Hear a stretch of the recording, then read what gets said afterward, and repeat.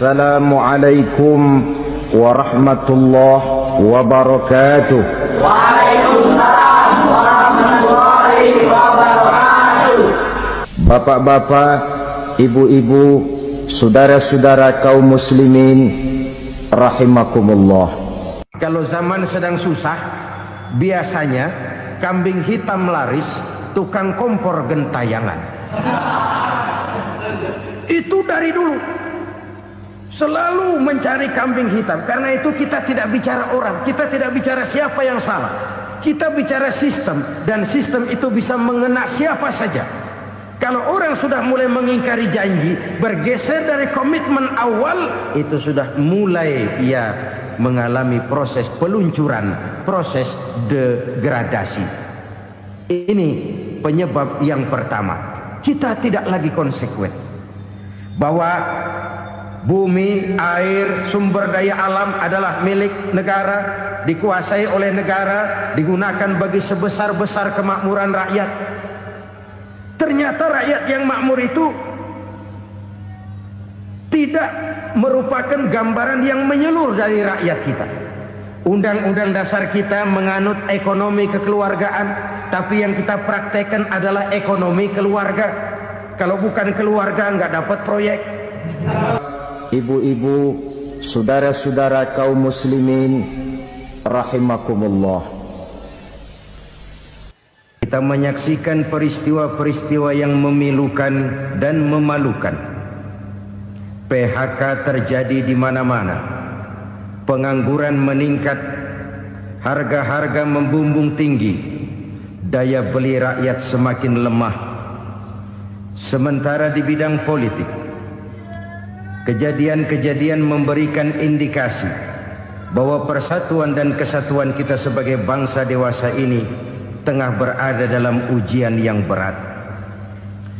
Pada jumpa kita kali ini, tanpa bermaksud untuk mencari kambing hitam dari bencana yang kita hadapi, saya ingin menyampaikan sebuah hadis yang diriwayatkan oleh Imam At-Tabarani dari Ibnu Abbas, bahwa Rasulullah sallallahu alaihi wasallam bersabda, khamsun bi khamsin, ada 5 perkara yang dapat menimbulkan 5 macam bencana.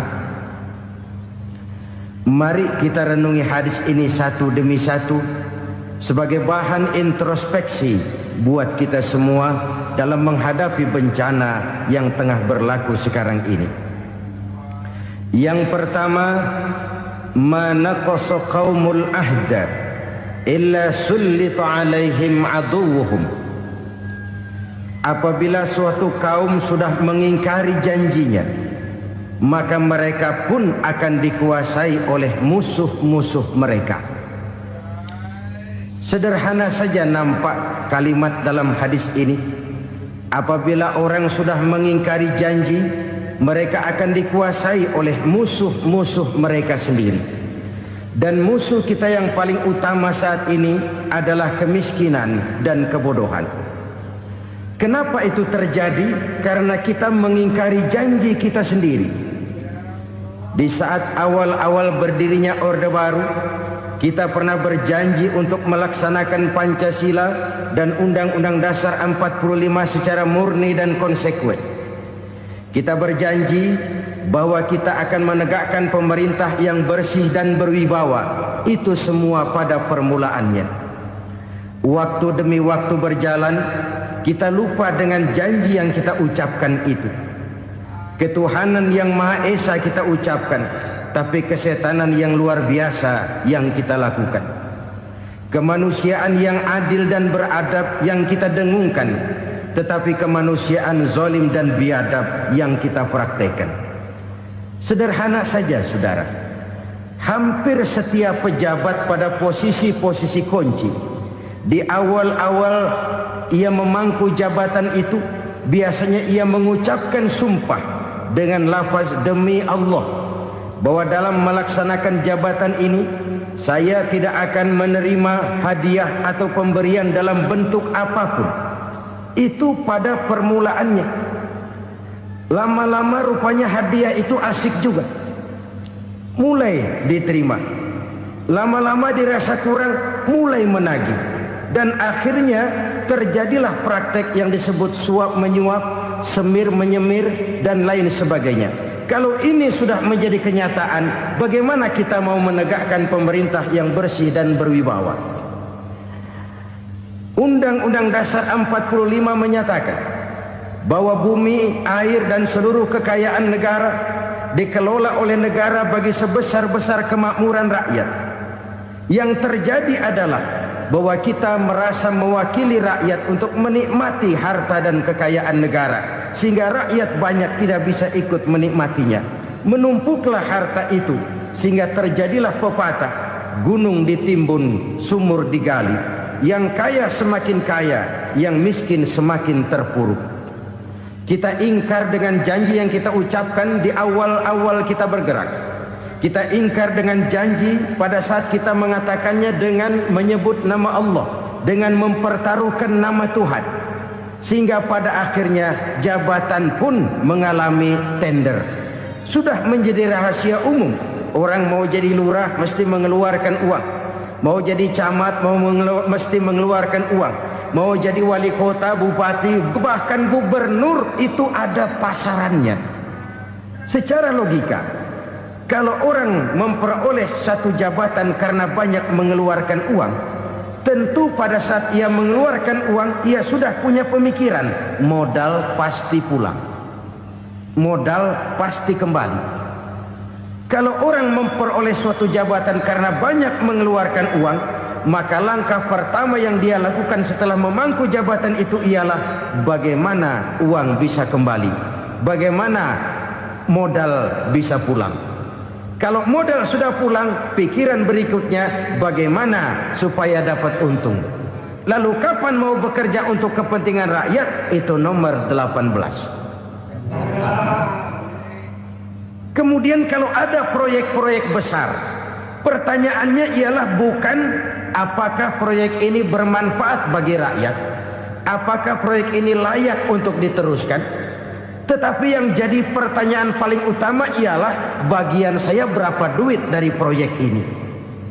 Kita bisa lihat proyek, mega proyek lahan 1 juta hektar di Kalimantan Tengah, triliunan rupiah, dan proyek itu gagal.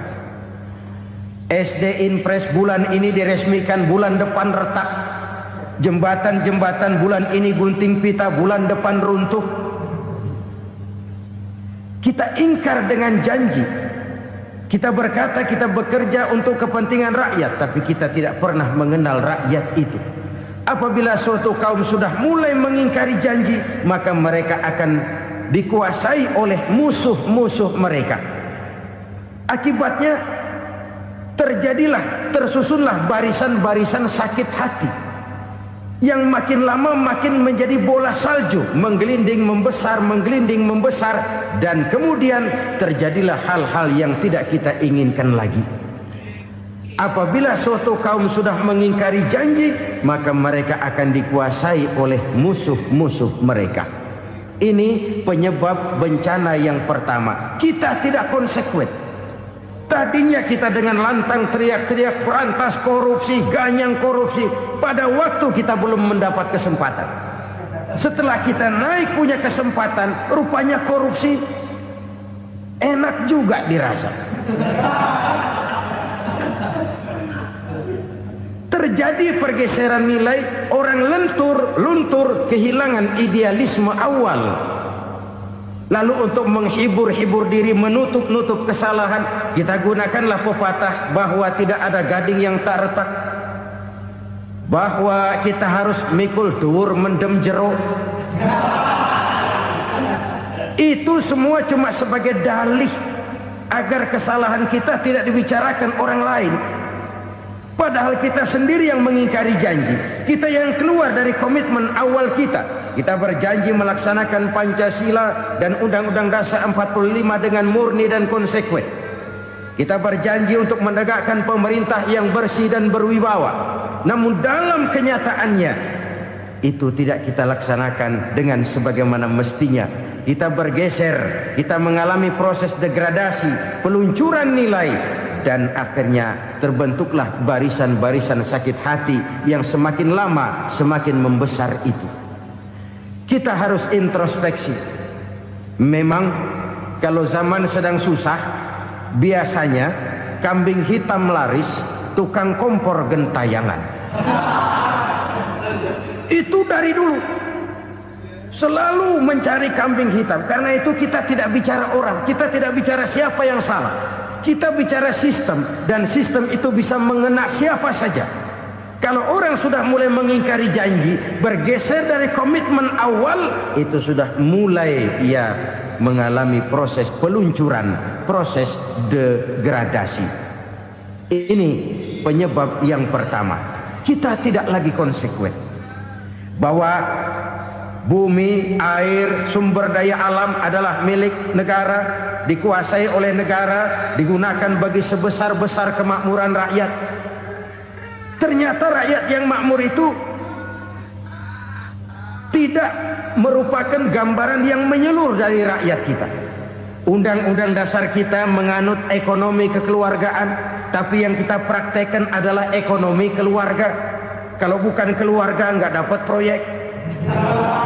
Kalau bukan keluarga nggak dapat macam-macam. Kekeluargaan kita rubah menjadi keluarga. Timbullah penyakit nepotisme. Kita bergeser, kita ingkari janji, dan kita anggap kita atasnamakan rakyat. Rakyat cuma sekedar jadi address, rakyat cuma sekedar jadi alamat, tetapi kehidupan mereka tidak banyak berubah dan tidak banyak terangkat. Kaum muslimin rahimakumullah, ini penyakit yang pertama, penyebab bencana yang pertama. Yang kedua kata Nabi, wa ma hakamu bighairi ma anzalallah.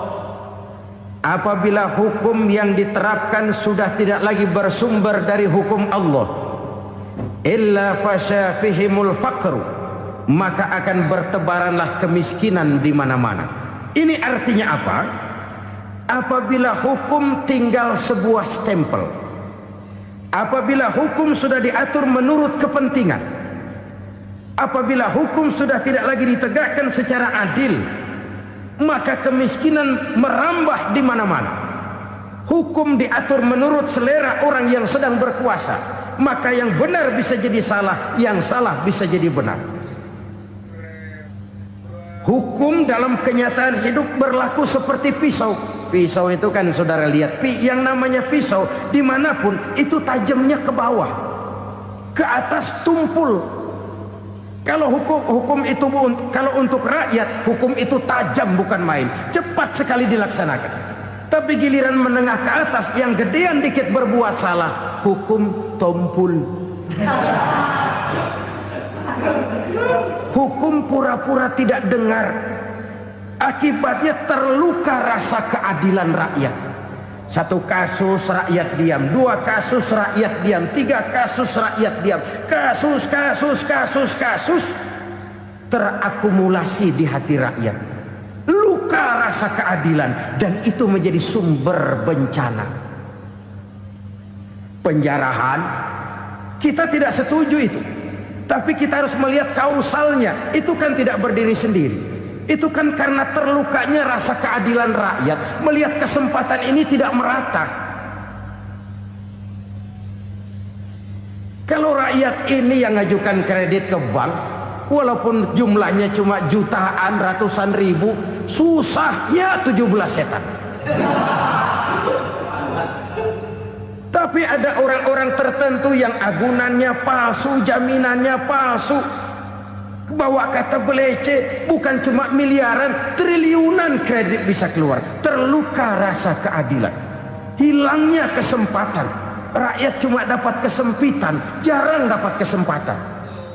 Dari lukanya rasa keadilan ini, memang ya entah lipstik, entah basa-basi, dibentuklah tim ini, dibentuklah badan pengawas ini, dibentuklah tim ini. Kalau membentur tahu, hancur tahu. Tapi kalau tim yang dibentuk membentur karang, bukan karangnya yang hancur biasanya, timnya yang bubar. Kenapa? Yang dibentur batu karang yang sangat keras. Kita main-main dengan hukum. Kita tidak konsekuen dengan hukum. Luka rasa keadilan dan itu terakumulasi. Edi Tamsil, rakyat tahu, terakumulasi. Menguap begitu saja. Kasus-kasus lain rakyat tahu, menguap begitu saja. Ketidakadilan terakumulasi, mengendap di hati rakyat, menunggu ledakan. Pada saat sumbu meledak, rakyat tidak bisa dibendung lagi. Oke, kita tidak setuju dengan penjarahan, tapi jangan melihat itu sebagai peristiwa yang berdiri sendiri. Kenapa itu terjadi? Kausalnya kenapa? Oke, kita tidak setuju memang, tapi yang dijarah oleh rakyat kan memang cuma untuk perut. Yang dijarahkan beras, yang dijarahkan televisi, yang dijarahkan kulkas yang masih bisa dihitung, yang memang real untuk kebutuhan rakyat. Penjara berdasi kepala botak yang menguras uang rakyat habis-habisan, enak saja melenggang dalam kehidupan ini. Makin terluka rasa keadilan rakyat. Apabila hukum yang diterapkan sudah menyimpang dari keadilan yang diajarkan Allah, fasyafihimul fakru, bertebaranlah kemiskinan. Aneh, memalukan, memilukan. Sebuah negara agraris yang katanya pulaunya hijau royo-royo, gemari palau jenawi toto tentem kertora harjo, yang tahun 93 pernah mendapat penghargaan dari FAO, Badan Pangan Sedunia, sebagai negara yang berhasil dalam swasembada pangan. Sekarang ini kita terpaksa betul beli beras dari Vietnam, beli beras ke Kamboja, beli kedelai dari Kamboja. Kenapa? Lahan sawah kita habis ditanami pabrik. Teknologi kita, teknologi loncatan yang non-applied, tidak terpakai oleh kita. Lantas lahan yang tidak bisa kita tanami, kita paksakan lahan-lahan gambut menjadi tanah pertanian yang subur dengan biaya triliunan, dan kita gagal. Kita cari jarum dan kapak hilang. Kita mau jadi negara industri dengan loncatan teknologi yang maju, kita lupakan pola pijak kita sebagai negara agraris, dan akhirnya kita kecolongan. Lihatlah dewasa ini. Rakyat kita antri sembako di mana-mana. Di sebuah negara agraris. Ketidakadilan melahirkan kemiskinan. Kemiskinan moral dan kemiskinan material. Kemiskinan moral, rakyat nggak percaya lagi sama pejabat. Rakyat mengalami krisis figur. Orang, alah lu ngomong dah sama ember.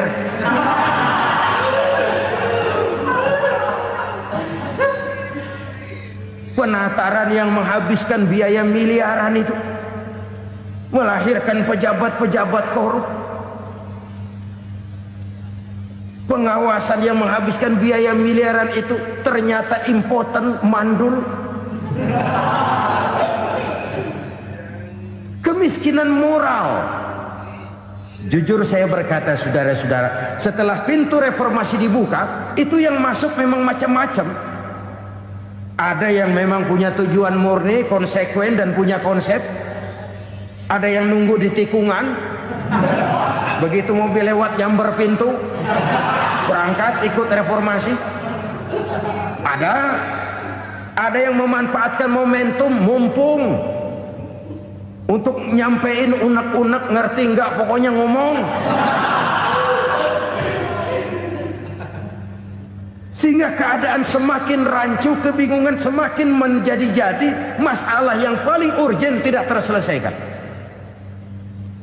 Sekarang ini orang berpikir mendingan jadi pala ular daripada jadi buntut macan. Buntut macan memang hebat macan, tapi kalau buntutnya cuma ugel-ugel di belakang buat apa? Mendingan jadi pala ular, kecil juga nyaplok. Artinya, ya biar kecil juga kalau punya partai kan gagah. Lalu rame-rame bikin partai kayak bikin arisan. Orang makin mengalami dislokasi. Semua mau jadi pahlawan, semua mau nomor satu, semua ngomong. Iya kalau bidangnya, kalau bukan makin rancu. Marilah lewat kesempatan ini saya mengajak kita untuk tahu diri.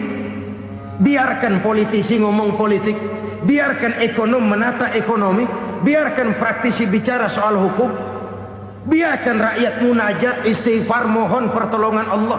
Tahu diri kita. Kalau memang ayam, kukuruyuk aja dah. Kalau memang kucing, ayo ngeong. Kalau kambing, silahkan ngembe. Udah tahu ayam, ngeong bunyinya. Suaranya palas, orang nggak ngerti, bingung, makin menjadi-jadi. Ibarat kesebelasan sepak bola bangsa kita sekarang ini, rame-rame mau bikin gol, kiper ikut nyerang sekarang. Memilukan dan bahkan memalukan. Wa ma hakamu bighairi ma anzalallah illa fasha fihimul fakru. Kalau hukum yang diterapkan sudah menyimpang dari keadilan yang diajarkan Allah, bertebaranlah kemiskinan di mana-mana. Coba sekarang ini yang punya duit bingung, apalagi yang kagak punya duit. Yang pengusaha gede ngeluh, apalagi yang pengusaha pas-pasan. Yang kagak punya beras, yang punya beras saja masih bingung, apalagi yang nggak punya beras. Ini sudah demikian merata. Dulu kita kagum mendengar konglomerat kelas buadah, kelas-kelas yang seakan-akan cuma ada dalam khayalan mereka, punya kekayaan miliaran dolar, triliunan. Sudahlah, seolah-olah nggak terjangkau sama kita. Weh, ternyata yang gede-gede itu juga gede utangnya. Dan rontok satu demi satu. Ternyata rakyat selama ini cuma dialamatkan, cuma dijadikan address. Rakyat yang tidak banyak ngerti persoalan ini harus menanggung hidup ini begini berat, harus menanggung beban hidup ini begini tinggi. Daya beli semakin lemah, semakin terpuruk dan terpuruk, sedang keadaan belum juga banyak berubah. Yang hutang sama luar negeri itu kan bukan rakyat kecil, Ciano. Yang banyak nyimpen dolar juga kan Ciano. Rakyat kecil bocah kampung mah jangankan nyimpen dolar, ngelihat juga tumben. Kemana kita mesti bercermin? Sekali lagi saya mengatakan maaf, kita tidak bermaksud mencari kambing hitam. Karena itu kita tidak bicara orang, kita bicara sistem, kita bicara keadaan. Beginilah yang dikatakan Nabi, penyebab timbulnya bencana, hukum yang ditegakkan tidak lagi berorientasi kepada keadilan, tapi berorientasi kepada kepentingan. Akhirnya bentuk hukum seperti pisau, tajam ke bawah, tumpul ke atas. Hukum cuma buat rakyat kecil, tetapi kelompok menengah ke atas kadang-kadang kebal dari perlakuan hukum. Maka bertebaranlah kemiskinan. Iya, kemiskinan moral berupa lukanya rasa keadilan. Kalau rasa keadilan terluka, orang kan nunggu kesempatan, saudara. Iya, dia nggak bisa ngomong. Iya, dia nggak sanggup action. Iya, dia nggak bisa tunjuk rasa, tapi hatinya kan kapan ada kesempatan, kapan ada waktu, tunggu. Hatinya mesti begitu. Sehingga begitu ada kesempatan, terjadilah hal-hal yang tidak terhindarkan. Dan itu ekses, bukan reformasi. Jangan seperti sebuah dialog saya dengan seorang abang beca. Saya bertanya, bang, ya, abang tahu nggak reformasi? Tahu. Ustaz, apa? Pembakaran. Terus penjarahan. Lalu perkosaan. Itu reformasi. Itu yang saya lihat. Nah, itu yang dia lihat. Saya tentu tidak menyalahkan abang beca kita, karena memang itu yang dia lihat dan sejauh itu wawasannya. Tapi ini indikasi bahwa banyak rakyat kita yang belum bisa menggunakan kebebasan secara bertanggung jawab. Padahal kebebasan tanpa tanggung jawab tirani. Sebuah contoh gampang-gampangan. Saya beli radio, saya setel di kamar saya, lalu saya bilang, ini radio gue. Yang beli gue, pakai duit gue setel di kamar gue, sekeras-kerasnya, gak ada urusan sama orang lain. Itu kata saya. Tetapi tetangga saya sebelah rumah kan boleh juga ngomong begitu. Kata tetangga saya, ini mata gue, yang ngantuk gue tidur di kamar gue. Kenapa suara radio lu nyampe kemari? Artinya apa ini? Kebebasan saya nyetel radio dibatasi oleh kebebasan tetangga saya yang mau tidur. Tidak ada kebebasan mutlak. Kebebasan mutlak tanpa tanggung jawab kembali akan melahirkan tirani, kembali akan melahirkan pemaksaan kehendak. Dan itu lagi-lagi bukan demokrasi. Saudara-saudara kaum muslimin rahimakumullah. Ini penyakit yang kedua, lukanya rasa keadilan, terutama di kalangan rakyat kecil. Itu mengendap menjadi akumulasi dan menunggu giliran kapan bisa dimuntahkan. Dengan kata lain, rakyatnya udah banyak banget makan yang perutnya jadi enak, nyelam. Kapan nunggu muntahnya? Udah begini banyak akumulasi yang mereka pendam di perut ini, sehingga ketika terjadi kesempatan itu sudah tidak terkendalikan lagi. Kita out of control. Saya tidak mentolerir sikap-sikap kekerasan. Bahkan saya lebih cenderung bahwa kalau di rumah kita banyak tikusnya saja racuni, jangan rumah dibakar. Bahwa ada korupsi, ya, ada kolusi, memang ada nepotisme, tentu. Tetapi tikusnya saja racuni, jangan rumah dibakar. Masa mau ngusir tikus bakar rumah? Tikusnya lari, tikusnya selamat, rumahnya ewes-ewes.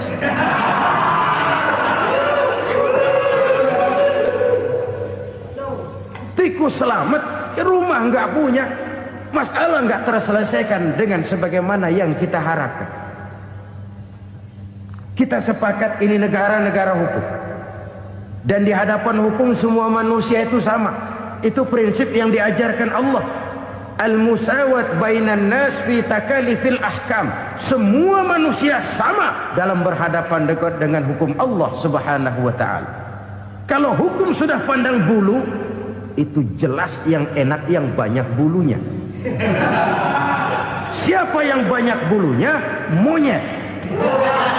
Kalau hukum pandang bulu, monyet keenakan. Saudara-saudara kaum muslimin rahimakumullah, introspeksi. Mari kita bercermin bagaimana perjalanan hukum selama ini. Kalau introspeksi ini kita temukan, lalu ada upaya untuk memperbaiki diri. Jangan menggunakan tak ada gading yang tak retak, mikul duwur mendem jero untuk menutup-nutupi kesalahan orang. Padahal kesalahan itu sedemikian besar. Padahal rakyat kita tiap hari antri sembako. Ada yang sehari sekali makan, ada yang makan sudah bercampur tiwul, ada yang nasi sudah dicampur pisang, balik jadi orok lagi. Macam-macam upaya rakyat untuk menangsal perut ini.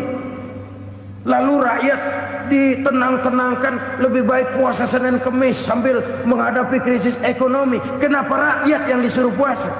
Kenapa bukan pejabatnya yang puasa lebih dulu untuk kemakmuran rakyat? Kalau rakyat yang memang perutnya udah gepeng disuruh puasa,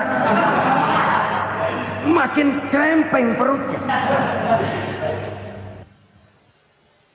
Artinya pejabat harus punya sense of politik. Ya, tidak, puasa itu kan tidak cuma Senin Kemis saja. Puasa itu puasa perasaan, puasa menghargai perasaan yang sedang kondisi yang sedang dihadapi oleh rakyat.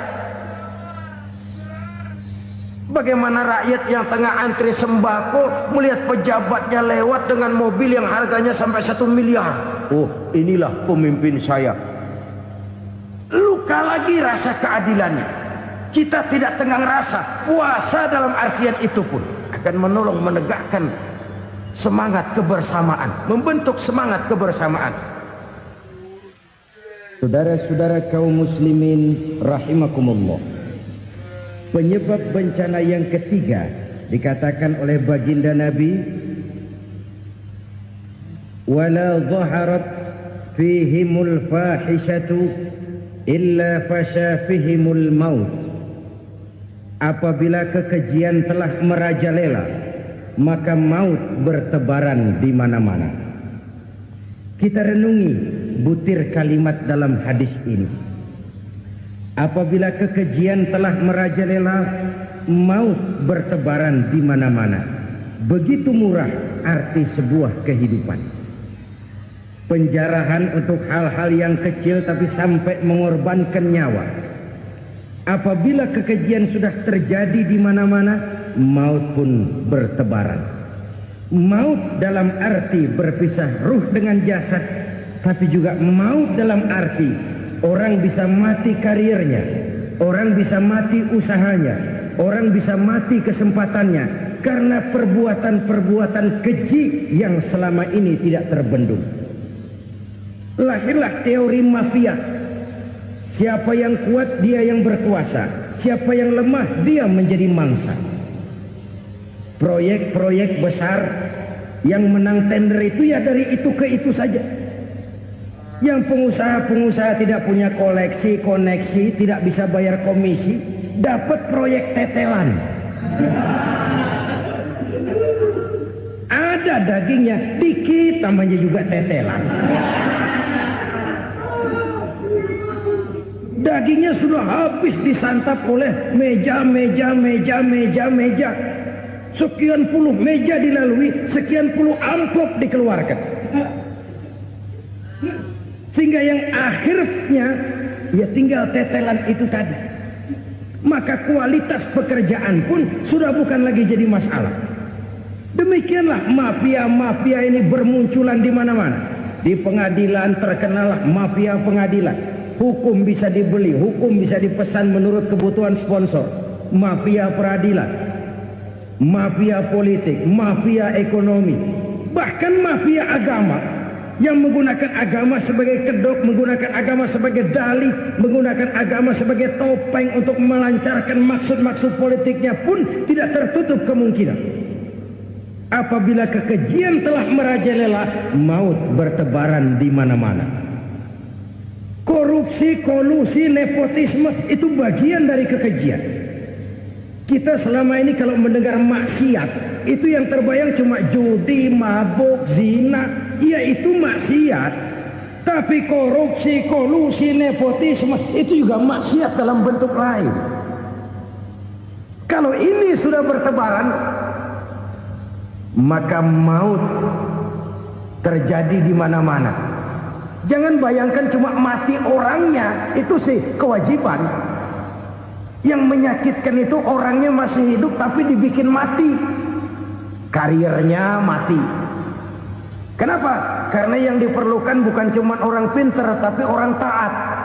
Biar pinter, kalau nggak taat minggir. Biar bodoh, kalau taat bisa nyenangin atasan, bisa nyemur. Kumaha juragan wae aya nama. Itu yang kadang-kadang dapat penghargaan. Tidak ada prestasi kerja kecuali bikin senang orang di atas. Kita lihat di desa-desa jalan rusak. Kalau ada berita pejabat anak mau turun, jalan rata sekali. Sampai tanah dari mana aja dikeruk buat ngeratain tuh jalan. Pejabat pulang legok lagi jalanan. Katanya kita kerja buat rakyat, nyatanya kita cuma melayani atas. Kenapa? Terjadi lingkaran setan. Seperti kata lagu Dul Sumbang itu.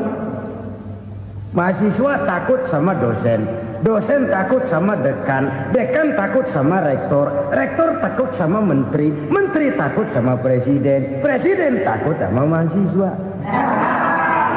Lah muter balik lagi. Lingkaran setan. Lingkaran setan. Saudara-saudara kaum muslimin rahimakumullah. Kekejian yang merajalela, praktek-praktek mafia yang tertuang dalam kehidupan sehari-hari menyebabkan orang mati karirnya, jasad masih hidup, karir mati, itu menyakitkan. Mati bisnisnya.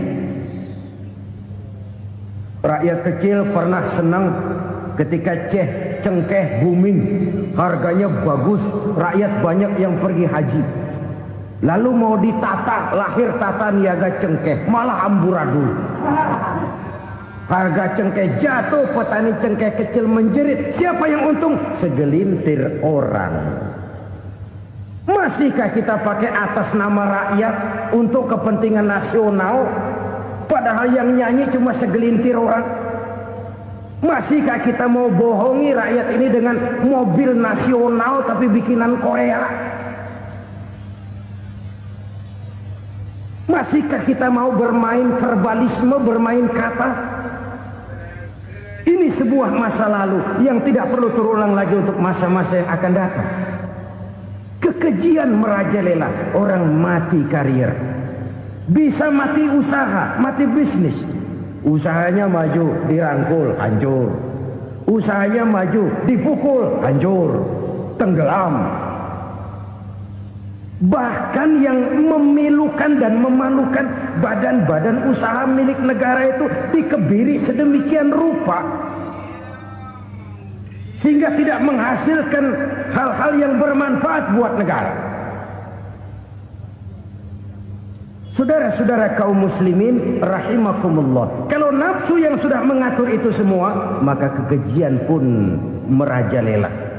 Orang sudah pakai teori mafia, yang kuat dia yang menang, yang kuat dia yang berkuasa, yang lemah silakan minggir di sudut-sudut kehidupan. Kalau kekejian seperti ini merajalela, maut bertebaran di mana-mana. Banyak orang mati karirnya, banyak orang mati usahanya, banyak orang mati imajinasinya. Sekarang ini dalam dunia seni yang banyak karyawan seni, bukan seniman. Seniman itu kan dilahirkan, lain seniman, lain karyawan seni. Sekarang yang banyak karyawan seni, bukan seniman. Mati karir, mati imajinasi, mati improvisasi. Sehingga kehidupan persis sinetron. Sinetron itu yang kita lihat rumah mewah, yang kita lihat rumah bagus. Gak pernah kita lihat di sinetron kita ini rakyat antri sembako. Kita dijejali hal-hal yang indah, yang wah, yang membuat kita tenggelam dalam gaya hidup instan, tenggelam dalam gaya hidup wah. Kita lupa dengan realitas keseharian di tengah-tengah masyarakat kita. Lahirlah kelompok-kelompok selebritis, dibesarkan oleh berbagai media. Selebritis pilek aja masuk koran, pilek.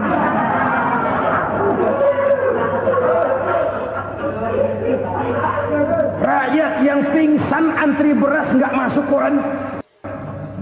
Rakyat yang semaput antri minyak nggak masuk koran. Selebritis panok masuk koran.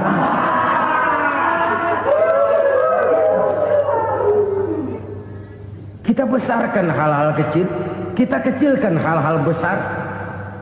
Kenapa? Kita mengejar oplah, kita profit oriented, tidak lagi berorientasi kepada realitas hidup yang kita hadapi ini.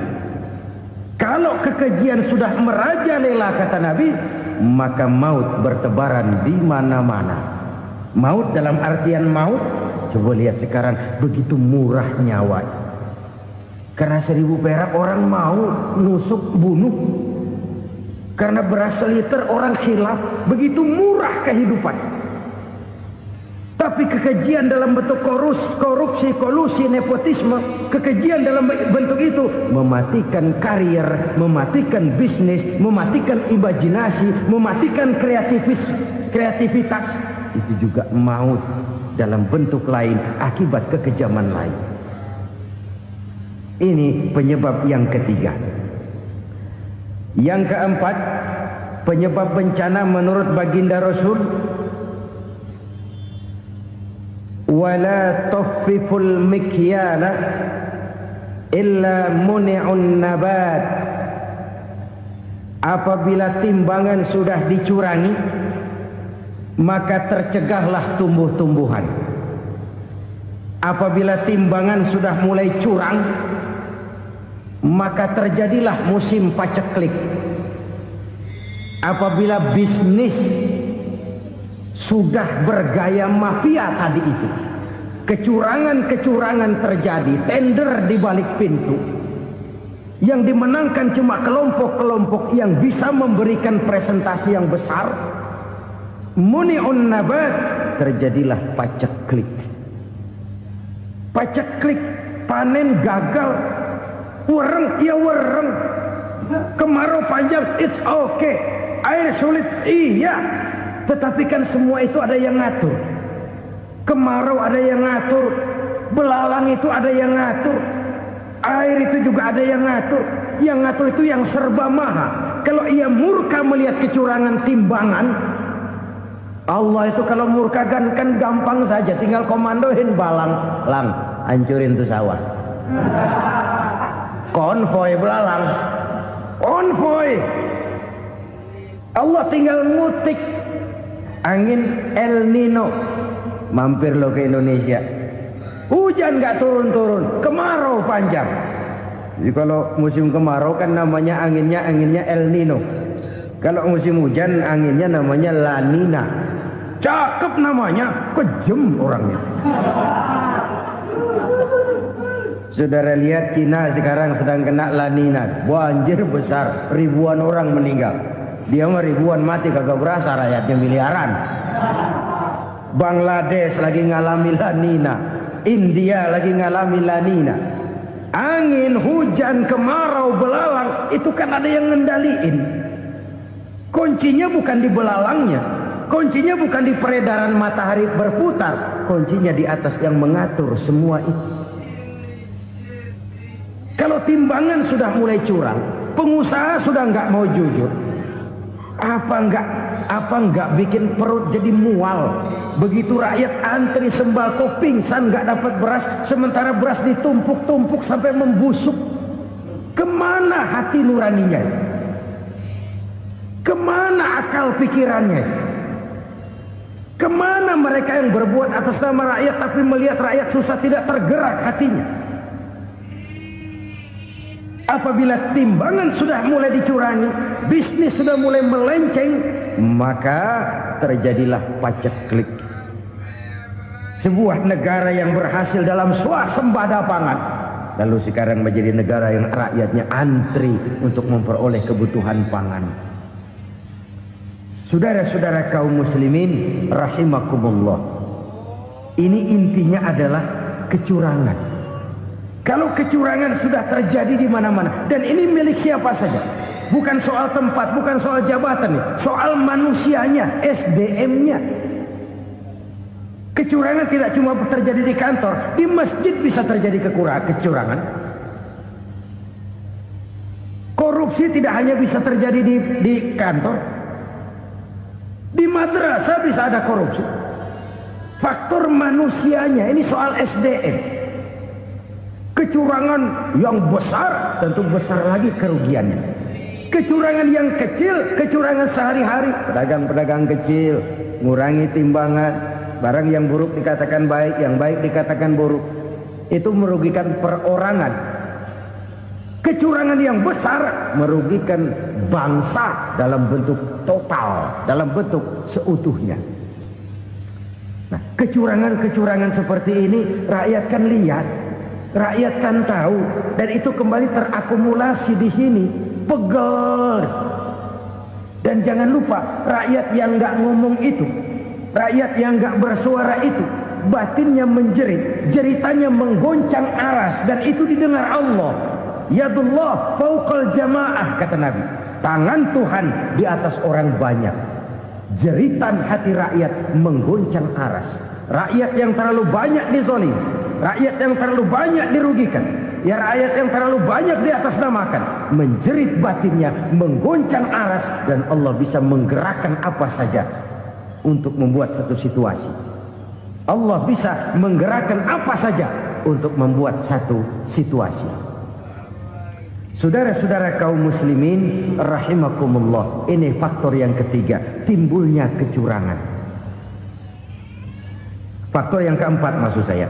Yang kelima, penyebab timbulnya bencana menurut baginda Nabi, wala muni'uz zakat wala muni'uz zakat illa hubbisa anhumul qatr. Apabila zakat enggan dibayar, maka tercegahlah qatrun. Qatrun ini kalau bahasa kita sembako. Maka tercegahlah kebutuhan-kebutuhan yang kita perlukan. Ini, kita tidak meragukan bahwa yang kita tuju adalah masyarakat yang adil dalam kemakmuran dan makmur dalam keadilan. Nah, antara kemakmuran dan keadilan ini memang sering tidak bisa berjalan seiring. Pada saat kemakmuran kita kejar, ekonomi kita pacu, ada nilai-nilai keadilan yang tertinggal. Pada saat nilai keadilan kita tegakkan benar-benar, ada unsur-unsur kemakmuran yang terabaikan. Oke, kita bisa mengatakan kasus. Oke, kita bisa mengatakan itu sebagian kecil. Tapi kalau sebagian kecil, lama-lama kan jadi sebagian besar. Oke, kita mengejar kemakmuran. Pertanyaannya, kemakmuran untuk siapa? Oke, kita berikan kelompok tertentu kue yang besar dengan harapan nanti dia bagiin kuenya kepada yang kecil-kecil. Tapi kenyataan, mereka yang dapat kue besar akhirnya malah lupa diri dan lupa daratan. Mau makin besar, malah memeras yang kecil-kecil ini. Sekarang kan yang kecil modali yang besar. Ramai-ramai buka bank, ternyata kamuflase. Uang banknya untuk kredit perusahaannya sendiri. Nasabahnya rakyat kecil. Artinya apa? Rakyat kecil disuruh modalin orang yang udah gede. Ini kan sumber geledek urusan.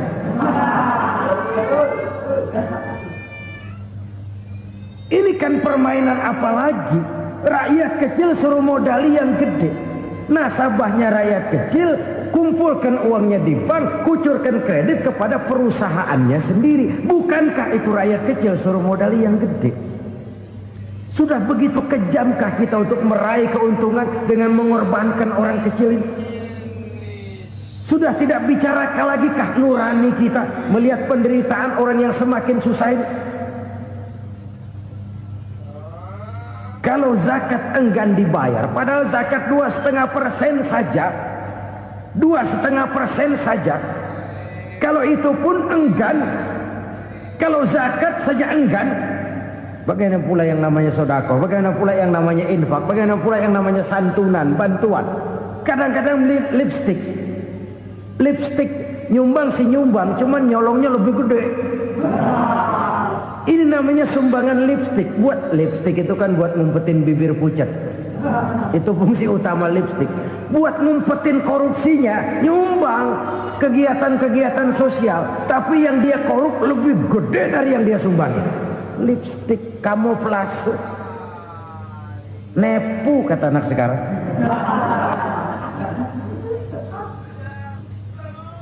Saudara-saudara kaum muslimin rahimakumullah. Demikian berat kewajiban zakat ini sampai di zaman Sayyidina Abu Bakar pernah keluar komando perangi orang yang enggan membayar zakat. Perangi. Karena fungsi zakat adalah menjembatani antara si kaya dengan si miskin. Bahwa ada kemiskinan itu Qur'ani.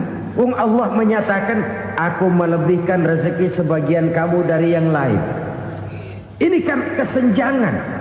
Allah melebihkan rezeki sebagian kamu dari yang lain. Ada itu. Tetapi itu berjalan secara nature. Nah, Kalau direkayasa, yang kaya semakin kaya, yang miskin semakin terpuruk, yang sudah besar dapat proyek besar, yang kecil dapat tetelan. Ini kan rekayasa namanya. Kesenjangan yang direkayasa ini yang kita harus kikis. Nah, fungsi zakat menjembatani dari sisi sosial. Dari sisi pribadi, Nabi berpesan, zakku amwalakum biz zakat. Bersihkan hartamu dengan zakat. Sekarang ada istilah nyuci uang. Uang hasil korupsi itu bisa dicuci, dijadikan uang bersih. Bukan pakai rinso, bukan. Pakai politiknya koruptor, diolah sedemikian rupa sehingga jadi uang resmi. Sudah memutik, itu termasuk yang disebut kejahatan kerah putih, white collar crime, kejahatan kerah putih, kejahatan pakai dasi, kejahatan kelas kakap. Makanya orang mendingan goblok kagak bener daripada pinter kagak bener. Goblok kagak bener itu gampang ngurusinnya, pinter kagak bener ini yang berabe bener ngurusinnya.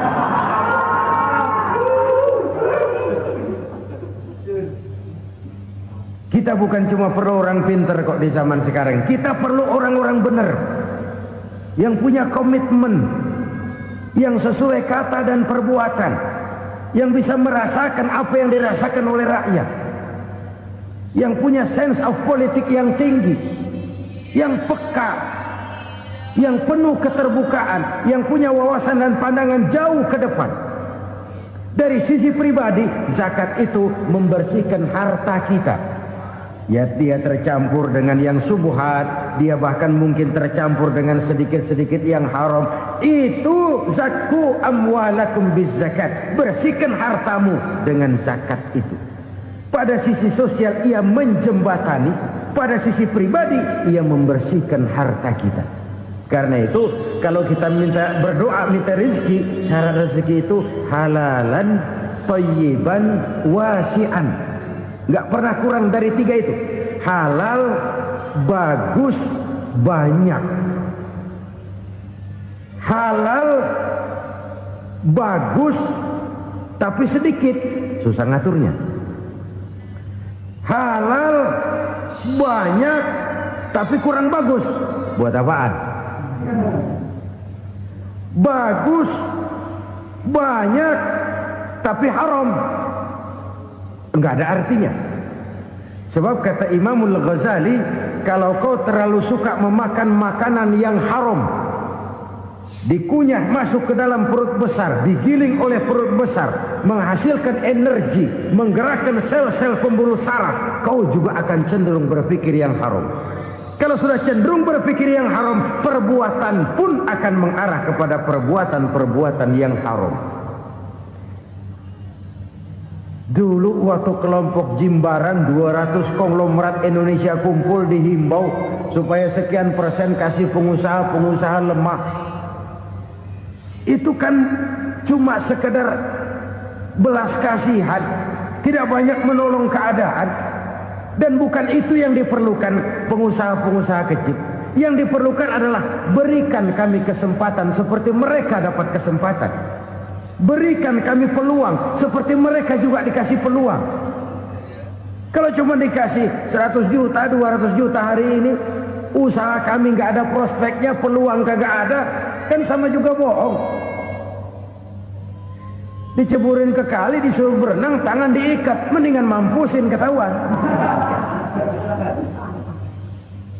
Ayo berenang, berlomba, tangan diikat, kaki diikat. Lama saja nyuruh mati. Jadi jangan kasih ikannya, kasih kailnya. Yang diperlukan pengusaha kecil menengah ke bawah itu bukan cuma sekedar belas kasih dari konglomerat-konglomerat besar. Berikan kami peluang seperti mereka juga dapat peluang. Berikan kami kesempatan seperti mereka dapat kesempatan. Berikan kami kredit dengan kemudahan seperti mereka juga kalau minta kredit begitu mudahnya. Menciptakan peluang dan kesempatan, pemerataan, bukan menciptakan manusia Indonesia dengan standar ekonomi yang sama, semua rumahnya harus sama, semua punya mobil. Itu sih kebersamaan bebek. Bebek, coba lihat bebek, satu ngalor semua, satu ngidul semua. Kebersamaan bukan itu. Kebersamaan adalah menciptakan peluang. Kalau yang kaya bisa semakin kaya, kenapa yang miskin tidak bisa ikut naik jadi sedikit kaya? Kalau pengusaha yang sudah kuat bisa bertambah menjadi kuat dengan proyek mega proyek, kenapa yang menengah tidak bisa ikut menjadi kuat? Dan kenapa kekejian itu merajalela? Kita dengar lewat berita-berita PLN tekor, PLN hutang. Kenapa? Dia beli listrik dari swasta yang belinya lebih mahal daripada penjualannya. Artinya dia beli itu listrik dari perusahaan listrik swasta, dia jual kepada rakyat lagi. Harga jualnya lebih murah daripada dia beli kepada swasta. Kenapa? Ada tekanan lagi tuh. Biasa siklus lagi. Hukum Boyle. Atas neken, paling bawah gepeng. Ya kita nih rakyat kecil, emang nasibnya gepeng terus. Saudara-saudara kaum muslimin rahimakumullah, dari 5 penyebab bencana ini kita ambil kesimpulan untuk sebuah renungan dan introspeksi kita bersama. Pertama, mengingkari janji, padahal janji itu yang lebih tinggi nilainya adalah di hadapan Allah Subhanahu wa taala. Baik wakil-wakil rakyat di parlemen maupun pemimpin-pemimpin rakyat di dalam kabinet, apabila memangku suatu jabatan, selalu mereka mengawali dengan sumpah, dan sumpah itu dimulai dengan demi Allah. Sadarkah kita pada saat itu kita ucapkan bahwa kita sudah mempertaruhkan Allah untuk jabatan yang kita pegang? Kita sudah mempertaruhkan nama Allah untuk posisi yang dipercayakan kepada kita. Sadarkah kita bahwa menyia-nyiakan itu satu dosa yang sangat besar, yang tidak hanya kepada Allah tetapi juga kepada rakyat yang kita wakili, kepada rakyat yang kita pimpin. Cukuplah sudah rakyat dijadikan adres, umat dijadikan alamat sebagai numpang. Marilah kita kembali kepada komitmen awal dengan jujur kepada janji kita sendiri. Lalu yang kedua, kekejian, baik berupa korupsi, kolusi, nepotisme, dan perbuatan-perbuatan lain akan melahirkan kemiskinan. Kekurangan pangan bukan satu-satunya yang menyebabkan rakyat menderita. Lukanya rasa keadilan terakumulasi di hati rakyat, dan jeritan hati rakyat mengguncang aras. Kalau Allah murka, Allah bisa melakukan apa saja untuk menciptakan suatu kondisi. Faktor yang ketiga adalah praktek mafia menebarkan maut, baik orang yang mati jasad dan rohaninya maupun orang yang mati karirnya, mati kejujurannya, mati usahanya, mati imajinasinya. Hilang kreativitas kita sebagai bangsa. Faktor yang keempat, kecurangan-kecurangan di bidang usaha, di bidang tender, mengandalkan menjual kekuasaan. Dan memang repot kalau penguasa jadi pengusaha. Mau atau tidak mau, kebijakan-kebijakan kekuasaannya akan memperkuat jaring-jaring usahanya. Dan pada saat itu objektivitas sulit ditemukan lagi. Lalu yang kelima, keengganan membayar zakat, menumpuknya kekayaan negara pada kelompok-kelompok tertentu. Ini akan melahirkan paceklik yang berkepanjangan. Menumpuknya kekayaan dan harta negara pada kelompok-kelompok tertentu akan melahirkan paceklik dan kemiskinan yang berkepanjangan. Marilah kita sadar, marilah kita merenung bahwa keengganan kita membayar zakat, menciptakan pemerataan, pada akhirnya akan menjadi musibah buat kita semua. Saudara-saudara kaum muslimin rahimakumullah, Sekian dulu jumpa kita kali ini. Mudah-mudahan yang saya sampaikan dari hadis riwayat Imam Tabrani ini menjadi bahan introspeksi buat kita semua. Tidak akan seorang muslim jatuh dua kali di tempat yang sama. Semua merupakan pelajaran untuk kita jadikan introspeksi guna menata hari esok yang lebih baik daripada hari ini. Reformasi harus terus berlanjut. Tidak bisa dan tidak perlu dikendalikan, tapi harus tetap dengan landasan akhlakul karimah sesuai dengan budaya kita sebagai bangsa. Terima kasih atas perhatian saudara. Mohon maaf atas segala kekurangan. Jumpa lagi lain kesempatan insya